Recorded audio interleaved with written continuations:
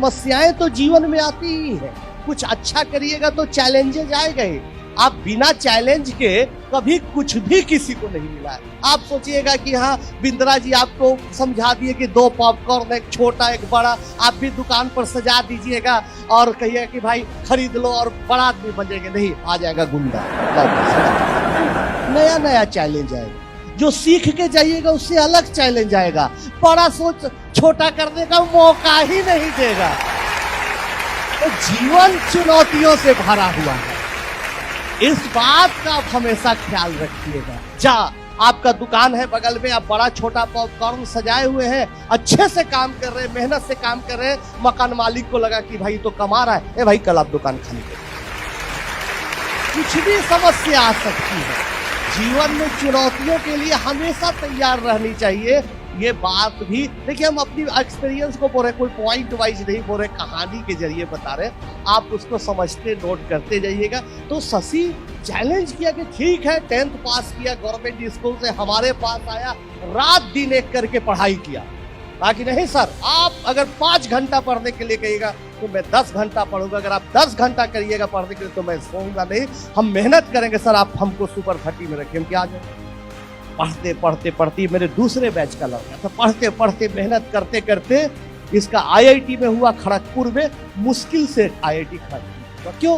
क्योंकि इसका रैंक उतना अच्छा नहीं था, इस परिवेश से आता था, उस परिस्थिति से आता था कि इसका बैकग्राउंड पढ़ाई उतनी बड़ी नहीं थी। लेकिन ये हो गया भाई, IIT गया, वहां भी मेहनत नहीं छोड़ा। क्योंकि लाइफ में जब आप एक कदम आगे बढ़िए तो अगला उसके अगला सोचते रहिए। तो मेहनत करते रहा, इंग्लिश सीखा, प्रोजेक्ट लिखते रहा, करते करते फर्स्ट ईयर में ही इतना अच्छा मार्क्स लाया, IIT खड़गपुर का सारा रिकॉर्ड तोड़ दिया और कंप्यूटर साइंस।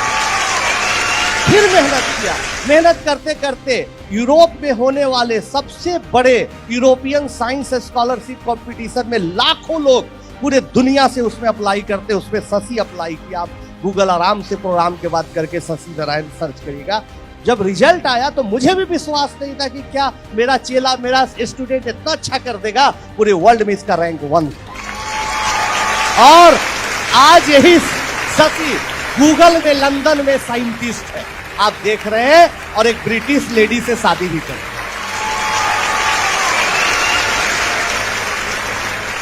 मेरा भी जन्म आप फिल्म में देखे थे, बहुत गरीब घर में हुआ। पिताजी पोस्टल एम्प्लॉय थे। कैम्ब्रिज पे जो एडमिशन हुआ था उसकी खबरें बहुत जगह खबरें आई कि भाई आनंद कुमार के पास पैसा नहीं है, उनको मदद कर दीजिए, मदद करिए। कई बड़े बड़े अखबारों में कहीं कोई मदद नहीं। बहुत बार जीवन में ऐसी परिस्थिति आएंगी कि आपको लगेगा कि कहीं से कुछ भी जुगाड़ लग जाता तो बहुत अच्छा होता। फिल्म में आपको एक घटना याद होगी, जो मिनिस्टर साहब ने बुलाया था पैसे को, याद होगी। फिल्म में जितना मिनिस्टर साहब ने अच्छी एक्टिंग की थी उतना तो फिल्म में दिखाया नहीं। मिनिस्टर साहब बोले कि आ जाना, पैसे की जरूरत होगी, आ जाना। हम गए पिताजी के साथ, वैसे ही जनता दरबार लगा हुआ है, पॉलिटिकल बातें चल रही है। बोल रहे हैं मिनिस्टर साहब कि ठीक है मदद करेंगे, सबको आगे बढ़ाते चल जाए। जाति की बात, किस पार्टी को, किस कैंडिडेट को वोट कितना दिया जाए, कितना टिकट दिया जाए। प्रणाम, मुझे विदेश जाना। कहाँ जाना है? हमें सर इंग्लैंड जाना है, कैम्ब्रिज जाना है। ओ इंग्लैंड जाओ, अमेरिका जाओ, जापान और जर्मनी भी जाओ, अच्छा काम करो। लेकिन इस मिट्टी को, जहां बिहार में तुम जन्मे हो, कभी नहीं बोलना इसी मिट्टी पर महावीर को कर्मभूमि रही है, गौतम बुद्ध को ज्ञान प्राप्त हुआ है, वापस यहाँ आके गिव बैक टू सोसाइटी करना। जाओ हैप्पी। फिल्म में इसी कारण दिखाया गया, लेकिन क्लाइमेक्स फिल्म में नहीं दिखाया गया। फिल्म की अपनी एक छोटी सी उम्र होती है, टाइम होता है, उसी में दिखाया जाता है। फिर इसके बाद जो फिल्म में नहीं दिखाया गया वो पार्ट बता रहे हैं। हम पिताजी के साथ गए, बाहर गए, सड़क के उस तरफ चाय बिक रही थी, मंत्री जी के क्वार्टर के ठीक ऑपोजिट ठेले पर चाय बिक रही थी। हम पिता पुत्र चाय पी रहे थे। चाय वाला पिताजी से पूछा कि बेटा नौकरी मांगने गए थे क्या? डांट सुन क्या है क्या? एकदम चेहरा दोनों का ऑफ है। पिताजी बताए नहीं भाई ऐसी बात है। चाय वाला गर्म हो गया। कौन भेज दिया इस मंत्री के पास आपको? कैसे गए? जो आदमी 3-4 महीने से मेरा उधार चाय मंगवा के पीता है, पैसा नहीं देता है, वो क्या आपको पैसा देगा? तो दोस्तों, ये देश में बदलाव उसी वक्त आएगा जब आप लोग अच्छा व्यापार करेंगे। इस देश में बदलाव उसी समय आएगा जब आप लोग कोई नया इनोवेशन करेंगे। देश आपके सहारे है, राजनीतिज्ञों के सहारे नहीं है। इसको आप हमेशा नोट करिए। आप कितना अच्छा काम करते हैं ये महत्वपूर्ण है। आप कितना देश को टाइम देते हैं ये महत्वपूर्ण है। इसलिए आप इसको करिए। बहुत अच्छा है। बहुत बहुत धन्यवाद। बैठिए। फिर उसके बाद क्या हुआ, पिताजी इतने टेंशन में आ गए कि उनको लगने लगा कि भाई हम पैसा नहीं दे रहे हैं, बेटा का हवाई जहाज का किराया भी नहीं दे पा रहे हैं। बहुत दुखी रहते थे। हम लोग बार बार समझाते थे, दोस्त जैसे पिता थे कि अरे आप बेकार टेंशन में है, दिल्ली में पढ़ेंगे, पटना में पढ़ेंगे, कुछ अच्छा करेंगे, आप टेंशन नहीं लेंगे। लेकिन एकदम सडन हार्ट अटैक आ गया पिताजी का।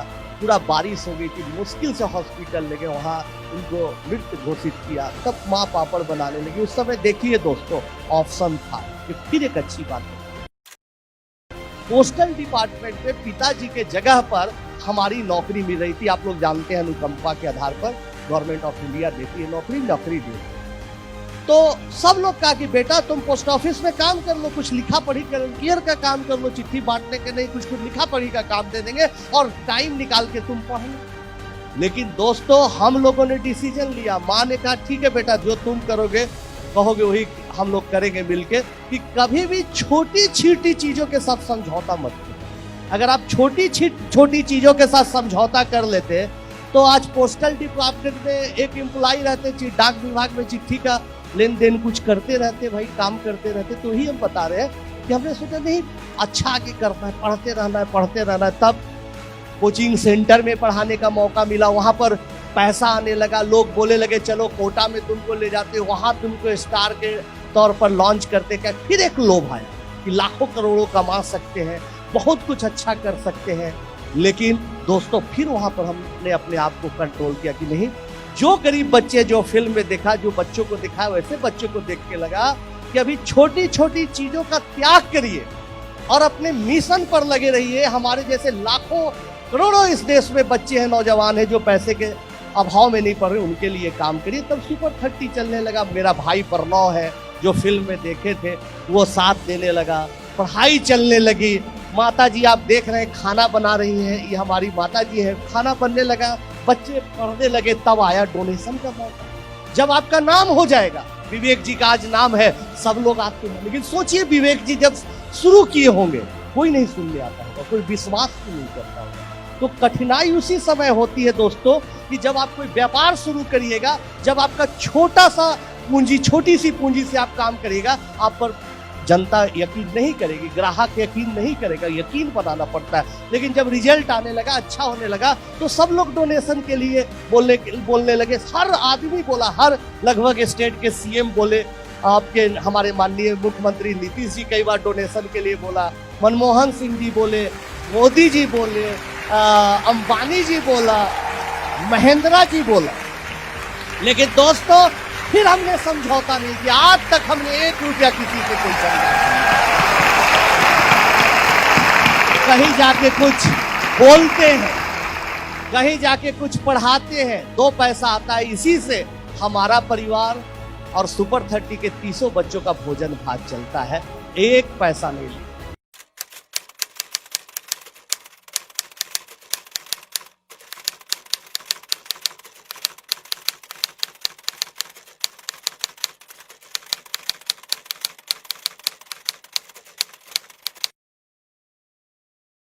आप ईमानदारी के साथ, बर्गर पिज्जा वाला फंडा के साथ, मकान बेचने वाला फंडा के साथ प्रोजेक्ट बना के अपना काम करिएगा, निश्चित तौर पर चलेगा। लेकिन जिंदगी इतनी आसान नहीं है। जो सबसे हिंदी पट्टी क्षेत्र में है, आपके साउथ में कम है, महाराष्ट्र में कम है, लेकिन हिंदी पट्टी क्षेत्र में है कि जलने वालों की संख्या बहुत ज्यादा है।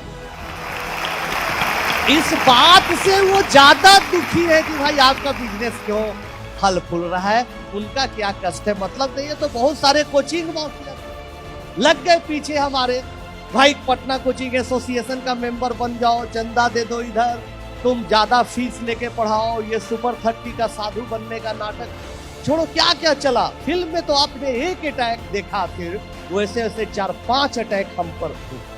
और हमारा सबसे भयानक अटैक था कि हमारा नॉन टीचिंग स्टाफ मुन्ना जब मुझे बचाने गया तो इसके पेट में यहाँ से यहाँ तक पूरा चाकू से फाड़ दिया गया और 5 दिन तक ये बेहोशी के हालत में था। सब लोग बोल रहे थे पटना मेडिकल कॉलेज में कि छोड़ दो बहाना, छोड़ दो, क्या फायदा इस काम करने से, छोड़ दो। उस समय तो एकदम निराशा हो गई, सब दोस्त परिवार रिलेटिव सब बोल रहा था। डॉक्टर ने अचानक बोले, मैं भी डर गया कि क्या करें नहीं करें, छोड़ ही दे क्या। डॉक्टर ने बोला कि भाई इसको ऑपरेट करना पड़ेगा, बचाना मुश्किल है, हमको कम से कम 5-6 बोतल खून चाहिए। हम बोले खून, मेरे 300 बच्चों हॉस्पिटल में खड़ा था, बोला सर पहले मेरा ब्लड ग्रुप टेस्ट करिए, पहले मेरा ब्लड ग्रुप। तब लगा चाहे कितनी भी कठिनाई हो, कितना भी हमला हो, लेकिन मुझे इन बच्चों के लिए ही काम करना है। तो समस्या आपके पास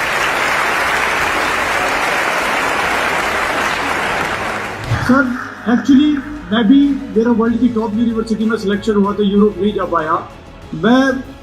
मैं भी एक कुछ कंट्रीब्यूट करना चाहता हूँ। मैं आपसे ये पूछना चाहता हूँ, इतना डिटर्मिनेशन, इतना डेडिकेशन, इतना पेशेंस कि अपनी पर्सनल हैप्पीनेस को सैक्रिफाइस करके आज पूरी दुनिया के लिए आप इतना बड़ा काम कर रहे हैं, इतना मोटिवेशन कैसे आ गया सर आपके अंदर? बहुत अच्छा सवाल है। बहुत बार हर इंसान को, आपको लगता होगा कि आजकल भी ऐसा हो सकता है कि कभी कभी मुझे भी निराशा होती है। ऐसा नहीं कि कोई आदमी, पहले तो दिमाग में आप ये रख लीजिए, कोई आदमी एकदम एब्सोल्यूट नहीं होता कि जिसको एकदम तकलीफों से लड़ ले, बहुत महान है, कोई ऐसा नहीं होता, सब नॉर्मल ही होता है। लेकिन मोटिवेशन आने का कई जगहों से आपको कारण खुद खोजना। ऐसा नहीं कि कोई आपको बताएगा या कोई, हर का अलग अलग हो सकता है। हमारे पिताजी जब गुजरे थे तो फिल्म में एक दृश्य दिखाया होगा, आपने देखा होगा कि एक कोट सिलाने गए थे हम। वो अपने कोट को छोटा करवा के इंग्लैंड जाने वक्त हमको एक कोट देने के लिए दर्जी के पास गए थे, हमारी माताजी के साथ। फिल्म में शायद आपको याद है, जब वो कोट सिला गया तो जाना था कैम्ब्रिज, कोट अलमारी में टांग दिया गया। पिताजी कह के अच्छा बेटा जब जाना तो इसको पहन के चलो। हमने कहा कि ठीक है भाई, पहन के जाएंगे। लेकिन पिताजी की मृत्यु हो गई, कोट आज भी टंगा हुआ है। तो जब भी निराशा होती है, जब भी कुछ लगता है कि अब टूट गए, कोई रास्ता नहीं है, तो ही पिताजी द्वारा टांगा हुआ कोट को देखे थे कि पिताजी बोले थे कि जिस दिन तुम कैम्ब्रिज जाओगे, बड़ा आदमी बनोगे, ये कोट को पहन लो। तो आज भी मेरा वो दिन नहीं आया है कि कोट मैं पहन सकूं, इसलिए कभी भी आप हमको कोट में कहीं नहीं देखते होंगे, कोई फोटो में कहीं मैं नहीं जाता। और मैंने सोचा है कि जिस दिन सच में मुझे लगेगा कि सोसाइटी के लिए कुछ अच्छा काम किया और ऊपर से देख रहे हैं हमारे पिताजी बहुत खुश है, उस दिन मैं जरूर कोट पहनूंगा। कि जब भी निराशा आती है तो सोचता हूँ कि मुझे वो कोट एक दिन जरूर पहनना है, इसलिए निराश नहीं होना है, थकना नहीं है और काम करना है।